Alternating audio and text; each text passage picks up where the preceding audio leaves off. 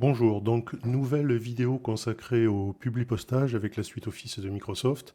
Nous allons utiliser le Publipostage aujourd'hui, non plus pour générer des lettres ou des étiquettes comme nous l'avions fait dans des vidéos précédentes, mais pour envoyer un message électronique personnalisé à un ensemble de destinataires. Dans cet exercice s'inspire lui aussi d'un cas réel que j'ai rencontré dans une association et que j'ai juste un peu transformé pour les besoins de la vidéo. Alors pour compléter l'exercice, nous allons créer un sondage pour permettre aux adhérents d'une association de s'inscrire à un programme d'atelier bureautique. Donc nous allons utiliser pour cela le service Framadat du réseau Framasoft, qui est une sorte d'alternative à Doodle, si vous voulez. Puis nous enverrons un message à tous les adhérents par Publipostage pour leur demander de bien vouloir répondre au sondage en s'inscrivant aux ateliers. Voilà. Donc voilà le site du réseau Framasoft. Framasoft est en fait une association qui est issue du monde éducatif, je crois, et qui propose beaucoup de choses. Une base de données de logiciels qui sont principalement, exclusivement même, je crois, des logiciels libres, donc avec des liens qui vous permettent de les télécharger, pardon, puis de les utiliser. Et puis un certain nombre de services qui ressemblent un peu aux services de Google. Vous avez de la visioconférence, vous avez un service qui ressemble un peu à YouTube, vous avez des applications en ligne. Voilà, vous avez un certain nombre de choses. Je vous invite à l'explorer, c'est assez intéressant. Un des objectifs que s'est assigné l'association Framasoft, c'est de dégoogliser Internet, comme ils disent. Bon, c'est un projet qui est un peu ambitieux, mais il faut bien reconnaître qu'ils offrent des services qui sont tout à fait intéressants, qui sont gratuits et qui sont censés mieux respecter vos données personnelles que ne le fait Google. Voilà, donc je vous propose maintenant de passer à Framadat qui va nous permettre de créer notre sondage. Donc voici la page d'accueil de Framadat. Framadat vous permet de créer plusieurs types de sondages. Vous avez le sondage de décision qui est le plus simple, qui permet simplement de recueillir l'avis d'un groupe de personnes sur un choix particulier à faire. L'exemple qui vous est proposé ici, c'est le choix d'un film pour, par exemple, un groupe d'amis qui voudrait aller au cinéma samedi soir. Les gens pourront indiquer quels sont les films qui les intéressent, et puis, en général, le choix se porte donc sur le film qui a le plus de suffrages. Voilà. Donc ça, c'est le type de sondage le plus simple que vous pouvez créer avec Framadat. Il y a également un sondage de type date, c'est celui que nous allons utiliser aujourd'hui. Alors, son utilisation, enfin, il est prévu, disons, ce sondage-là, pour choisir une date pour un événement particulier concernant un groupe de personnes à partir d'un certain nombre de dates, de créneaux qui sont proposés. Voilà. Chaque personne ensuite indique auquel de ces créneaux il est disponible. Et même chose, le choix se porte généralement, enfin on choisit la date ou le créneau qui a le plus de suffrages pour réaliser l'événement. Voilà. Alors c'est ce sondage-là que nous allons utiliser, mais nous allons en détourner un tout petit peu l'utilisation, puisque nous souhaitons l'utiliser pour que, je l'ai dit, des adhérents d'une association puissent s'inscrire à un calendrier d'atelier bureautique. Donc les différentes dates proposées, les créneaux proposés vont devenir pour nous les ateliers du calendrier, et ensuite les personnes, lorsqu'une personne donnée choisira un atelier particulier, ça ne signifiera pas qu'il choisit cette date parmi un ensemble de dates, mais ça signifie simplement qu'il va s'inscrire, qu'il souhaite s'inscrire à l'atelier en question. Donc allons-y, créer un sondage spécial date. Voilà, mon nom, je vais mettre Exobureau, et comme adresse mail, je vais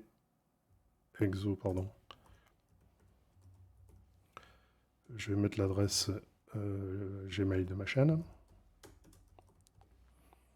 Titre du sondage, inscription aux ateliers bureautiques. Puis vous pouvez mettre une description si vous le souhaitez. Alors il y a un certain nombre de paramètres facultatifs, on va y jeter un œil. On peut limiter le nombre de votants, bon, nous n'allons pas faire. Personnaliser le lien, bon, c'est pas nécessaire. Restreindre par mot de passe, non. C'est pas nécessaire non plus dans notre cas. Alors les permissions, par contre, oui, là on va le modifier parce que l'option qui est proposée par défaut, c'est que tous les sondés peuvent modifier tous les votes, y compris les votes qui ne sont pas les leurs. Donc moi je préfère limiter au au fait que chaque sondé peut modifier son propre vote et pas celui des autres. Il ne s'agit pas de ne pas avoir confiance aux gens, mais une mauvaise manipulation, une erreur pourrait faire que certaines personnes modifient les votes des autres sans le vouloir. Recevoir un courriel, bon, tout ça, c'est pas nécessaire. Donc, nous allons en rester là. Aller à l'étape 2. Voilà, donc voici les dates. Alors ici, c'est les créneaux de dates que l'on peut proposer, qui pour nous vont devenir les ateliers de notre calendrier. Alors allons-y, on va supposer que notre premier atelier, c'est le 8 novembre, par exemple. Et là, plutôt que d'indiquer un créneau horaire, on va indiquer le nom de l'atelier, donc Word niveau 1, par exemple. Ensuite, le suivant, on va considérer que c'est le 15. Word niveau 2. Ensuite, le 22, Excel niveau 1. Pour rajouter des dates, il suffit de venir cliquer ici. Voilà. Donc ensuite, après le 22, ce sera le 29. Excel niveau 2.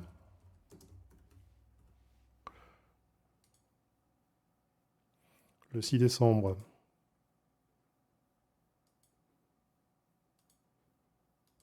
Excel niveau 3. Et puis, comme dernier atelier, on va supposer que le 13 décembre aura lieu un atelier PowerPoint. Voilà, donc voilà mon calendrier d'atelier. Continuez. Donc, liste de vos choix. Alors, oui, ça c'est important à noter, les sondages ne sont conservés qu'un certain temps. Donc, il ne faut pas prévoir si vous voulez créer un sondage comme nous le faisons ici, avec un calendrier, il vaut mieux pas le prévoir sur une durée trop longue. Il ne faut pas prévoir un calendrier sur une année, par exemple, puisque c'est au bout de 6 mois. Je crois que les sondages sont archivés.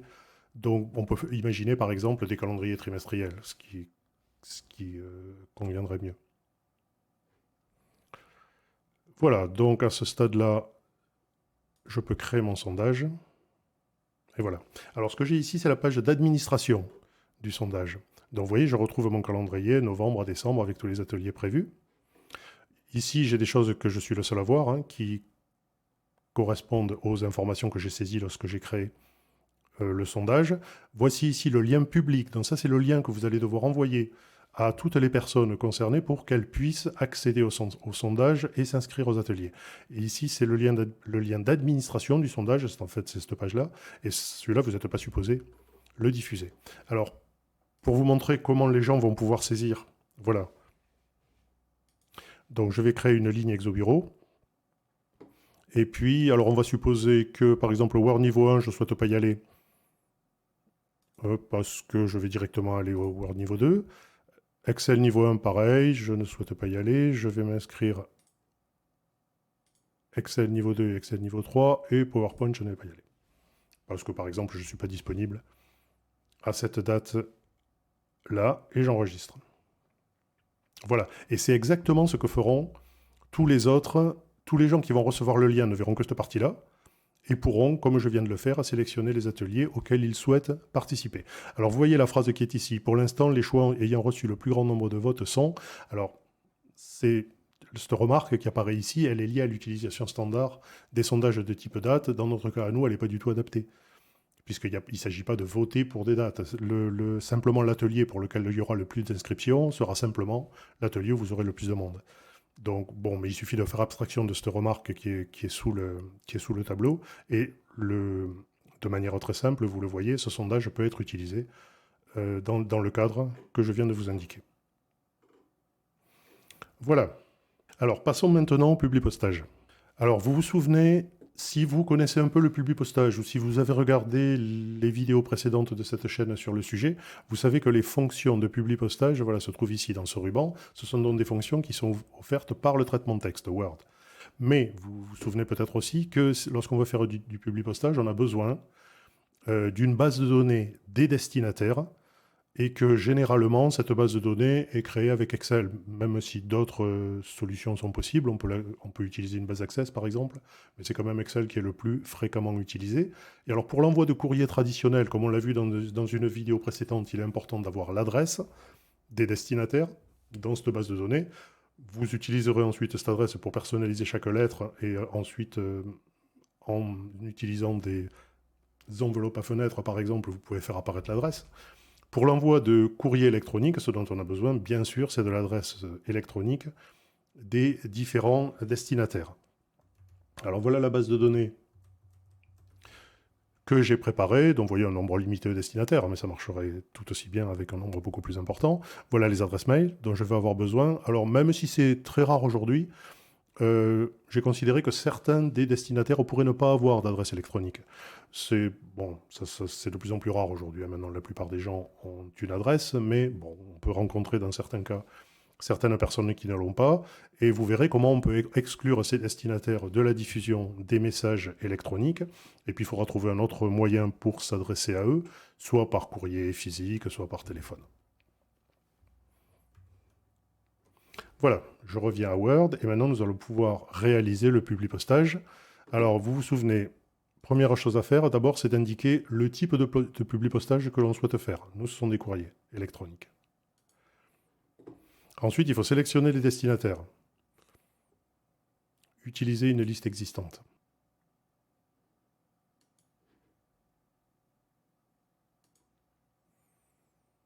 Voilà, donc il trouve un seul tableau dans ce classeur Excel, effectivement, c'est le seul que j'ai créé. Et voilà, et vous voyez qu'à ce moment-là, toute une série de fonctionnalités se débloquent. Alors on peut modifier la liste des destinataires, on va pouvoir le faire maintenant. Voilà, je retrouve ici les informations que j'ai dans ma base de données. Et ce qu'on va pouvoir faire à ce stade, c'est filtrer, et en particulier ne conserver que les destinataires qui ont une adresse mail. Donc pour cela, c'est facile. Il suffit de sélectionner uniquement les destinataires pour lesquels l'adresse mail n'est pas vide. Voilà, et vous voyez que les adresses vides ont disparu. Okay. Et puis ensuite, il ne reste plus qu'à saisir le texte.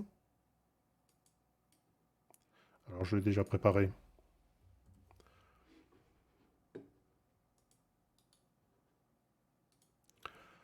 Voilà. Alors on va personnaliser juste la ligne de... Alors, je ne vais pas mettre le titre. Hein. Alors le prénom et le nom. Voilà, donc vous vous souvenez, il suffit d'insérer un champ de fusion, le prénom, blanc, le nom. Et une formule de politesse et votre signature. Pour permettre aux gens d'accéder au sondage, on pourrait simplement ici rajouter le lien, l'URL du sondage, et les gens n'auraient plus qu'à cliquer dessus. On peut faire quelque chose d'un tout petit peu plus joli en utilisant une forme. On va prendre celle-ci, celle qui ressemble le plus à un bouton, et que je vais mettre par ici.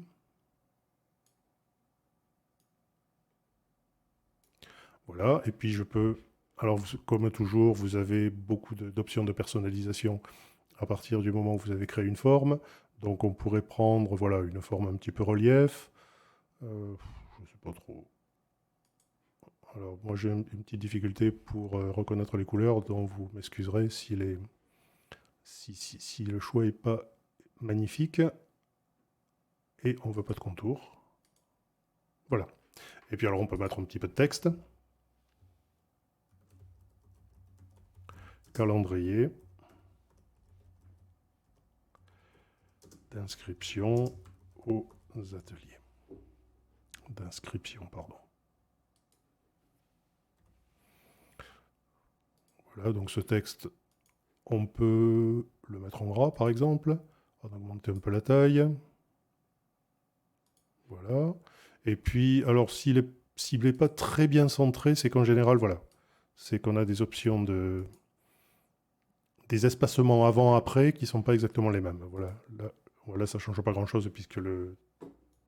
Voilà. Et là, votre mail est prêt. Alors, ce qu'il faut quand même indiquer, c'est qu'à ce bouton, on associe un lien. Et pour avoir ce lien, on va revenir ici. Voilà, lien public du sondage. Vous le copiez, CTRL-C. Voilà, et qu'il faut indiquer ici. Voilà, à ce stade-là, votre mail est prêt. Vous pouvez revenir aux fonctions de publi postage. Je pense qu'on va pouvoir avoir un aperçu des résultats. Voilà, vous voyez alors, ici, la seule chose qu'on a personnalisée, c'est le nom et le prénom de chacun des destinataires. Voilà. Et à ce stade, c'est terminé. Donc il suffit maintenant ici de venir envoyer les courriels. Et vous cliquez ici et vous cliquez sur cette fonctionnalité et les messages vont partir. Voilà, alors sur cette fenêtre, on vous demande quelques informations supplémentaires. Tout d'abord, quelle est la colonne dans la base de données qui contient l'adresse électronique, adresse mail, un objet, qui sera donc le même sur tous les messages envoyés. Ici, le format du message, alors c'est soit texte brut, soit HTML. On va garder le format HTML, d'autant plus qu'on a créé un bouton, c'est-à-dire une image en fait. Et on a encore la possibilité à ce stade de filtrer dans une certaine mesure les destinataires. Bon, on le fait rarement à ce niveau-là, hein, donc on va laisser tous. Et à ce stade, il suffit de cliquer sur OK pour que les messages partent effectivement. Alors je ne vais pas le faire puisque les adresses que j'ai dans ma base de données sont toutes fictives et donc tous mes messages vont être rejetés. Et d'autre part, il est important pour envoyer des messages et utiliser ces fonctionnalités d'envoi de mail par publi postage que vous ayez bien sûr un logiciel de messagerie qui soit installé sur votre poste, bien sûr, hein, de type Outlook. Je crois que ça fonctionne également avec d'autres programmes de messagerie. Voilà, donc je n'envoie pas, j'annule, mais j'avais préparé, en préparant cette vidéo, voilà, je m'étais envoyé un mail qui correspond exactement à celui que les destinataires vont recevoir. Et voilà, et vous voyez que le bouton est actif, et le fait de cliquer sur ce bouton va me renvoyer automatiquement au sondage. Et si par exemple quelqu'un d'autre veut s'inscrire, je vais le simuler ici, donc Monsieur Auchon Paul, que vous devez commencer à connaître si vous suivez mes vidéos, qui lui, alors on peut considérer que lui il est tout à fait débutant par contre, donc il va s'inscrire à Word niveau 1 mais pas à Word niveau 2, il va s'inscrire à Excel niveau 1 mais pas à Excel niveau 2 ni à Excel niveau 3, et par contre il va s'inscrire à PowerPoint. Et j'enregistre. Voilà, vous voyez maintenant il y a 2 personnes qui ont indiqué à quels ateliers elles veulent s'inscrire. Et voilà, c'est aussi simple que ça. Voilà, et donc une fois que tous les participants potentiels aux ateliers auront rempli ce sondage, ben vous saurez exactement qui va venir à chacun des ateliers, donc combien vous aurez de personnes, et même qui sont nominativement ces personnes. Voilà, bah écoutez, j'espère que cette petite vidéo, qui était assez simple quand même, vous aura intéressé, vous aura appris quelques petites choses, et je vous souhaite une bonne route.